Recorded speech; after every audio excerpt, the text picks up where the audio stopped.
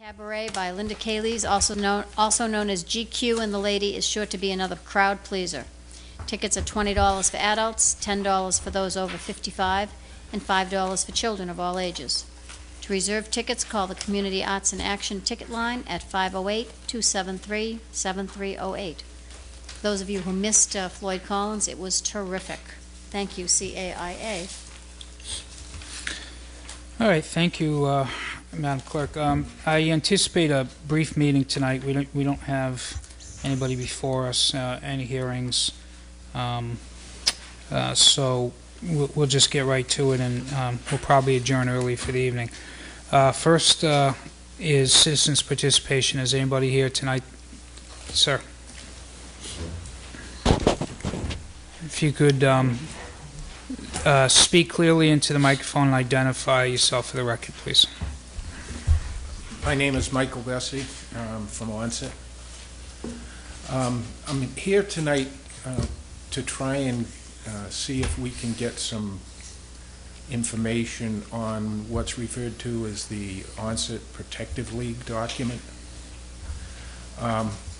The development, if there is any done in that area, always seems to meet with the problem of that decree, where if anything's done between the waters or anything's done in the parks, somebody stands up and says that land has to be open and unobstructed for the general use of the public.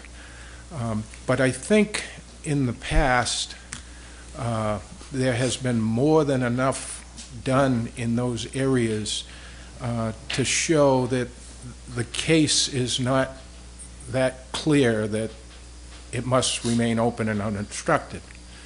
And I'm wondering, I believe you as the governing body have the authority over that land.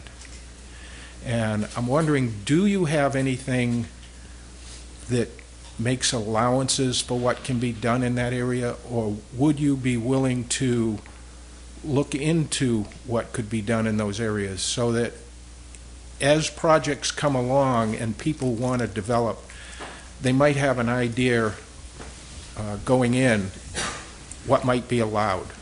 Because obviously there are many things that are being stopped with this piece of paper. Well, I have to confess to you, I've never read the document. I'm aware of it, and I've heard discussions at various different forums along the lines of what you just described, that it's restricted, and in some instances it sounds like in perpetuity and highly restricted. But I've never actually read it or had to read it, frankly. But I guess the first order of business, if we want to review that document as the governing board, as you suggest, is to have council to review it thoroughly with respect to what restrictions are actually delineated in the document, and if they are if they're so listed, then we have to respect them, or at least try and define them. If there are no restrictions, or if the document's silent on development or kinds of development, then the way I understand the law is if the document's silent, then there are no restrictions in. And then the next question is, well, what sort of development and exactly who would be entertaining the idea of developing in those areas? What we certainly could do is have the document reviewed from a legal standpoint and then report back to you, or put you in touch directly with the assigned counsel to answer your questions. And would that be satisfactory? That would be perfect, because it definitely would give us some idea as to which way we could go, if any, on the projects in the. Well, let's do this then. I mean, the board. I'll let the board speak on the issue as much as they want, but why don't you contact our office when you can, leaving your contact information. I'll have Mr. Andrews instruct the staff to be waiting for your call, and we'll get the document, and If the board does not object, it's up to them. We can have council go ahead and review the document. Does anybody else have any input? I have no objection to that. I think, I mean, the decree was like 1917 or 1918, I think it was. Yes. Right around there. 1916. Right, a couple years off. And for some reason, I thought it was very, clear cut as to what was not allowed, but I have no problem that if we get a copy of it, Well, go with the council. one of the problems, a couple of years ago, they wanted to put a merry-go-round, I remember. and they said that the land cannot be developed and nothing could be obstructing the view from there. And yet, when the village in the 50s, probably somewheres in there, not 10 feet from where that merry-go-round was going in, there was a natural gas-fired peanut stand there, and the guy sold roasted peanuts. So it seems like they stopped, and I'm not here to speak in favor of a merry-go-round. They stopped the merry-go-round because they said nothing could be built there, and clearly, in the past, something had been built there. Well, the peanut stand there, I mean, I guess it probably wouldn't have been there in 1916 or whatever, because I know that like with a lot of things, whatever was there, it could remain. So I don't know if that person, if through the years or something, that they had, the rights to it before, to have a stand there, and then they just extended and made it's it possible. the gas, peanut stand or whatever. So I mean, it could have been something like that, because it would almost have been grandfathered in, for 20 years or 30 years or something. So, but I mean, I don't have a problem. Thanks. Jane? Two things. I think there may, in fact, be some previous review by K&P. Hopefully, we can find that out easily, because they...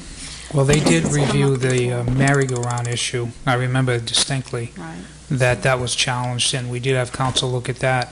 How comprehensive their review of the entire document, I don't know, and we'll look in the record.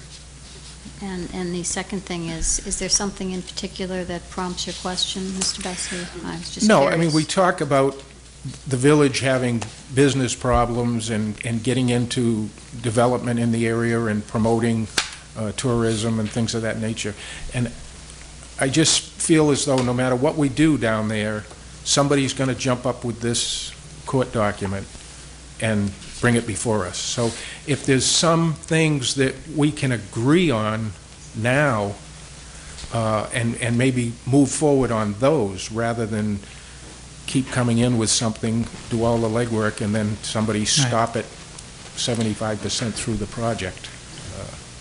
Makes perfect sense. Thank you. We can, we certainly look at it. What's important, obviously, is who holds those restrictions. Is it the town, or is it a private organization? And are they in perpetuity, or are they for a term? We'll look at all those issues. Mr. Cruz? I think the best way is what we discussed earlier, get in touch with Mr. Andrews in the morning, with his people, I will do that. and just make it specific, if you have anything definite in mind that you're looking at, so they won't be chasing the whole merry-go-round instead of just one pony, so. And then after that, we'll go from there. Okay. We'll have information. Do you have any objection to having council review this? So that'll be fine. Okay, we're all set. That's exactly what we'll do. Did you have any other issues or questions? No. Okay, contact Mr. Andrews, and we'll get council moving on it. Thank you. Yes, sir. All right, is there anybody else here this evening who wants to speak to the board? Okay.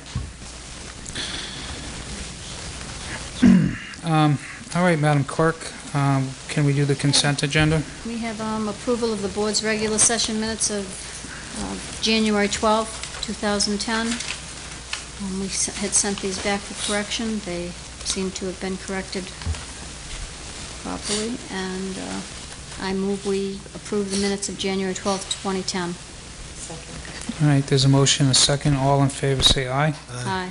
Opposed? I will abstain, absent, not present.